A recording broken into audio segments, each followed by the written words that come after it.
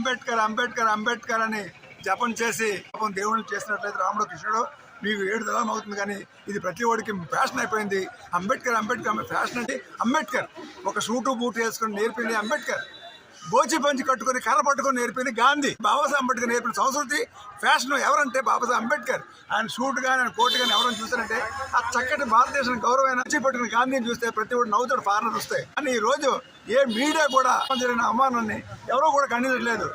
కానీ లేకపోతే తిరుపతి లడ్డు కోసం 10 సార్లు చెప్తారు తిరుపతి లడ్డు పాడైపోయింది, తిరుపతిలో పురుగులు ఉన్నాయి, తిరుపతిలో ఇదైంది. అంబేద్కర్ అవమానం జరిగితే మీరు ఏమైపోయారు? మీడియా అంతాను కళ్ళు మూసుకున్నారా? ఎవడో కూడా నోరి పుట్టలేదేమి. ఒక మేక చచ్చిపోతే, ఒక గొర్రె చచ్చిపోతే, ఏరు చచ్చిపోతే 10 సార్లు చూపిస్తారే. ఇంత అవమానం పార్లమెంట్ లో బాబాసాహెబ్ అంబేద్కర్ జరిగితే మీ మీడియా అంతా ఏం చేస్తుంది? కళ్ళు మూసుకున్నారా? మాత్రం ఊరుకోం. విషయంలో మేము ఏదైనా సరే సాధించి తీరుతాం. మహమ్మద్ సప్రా గారు సుప్రీంకోర్టులో కేసు వేయడం జరిగింది. తప్పనిసరిగా SC/ST కేసు అది జరుగుతుంది. వాడు జైలుకి వెళ్ళడం కాదు.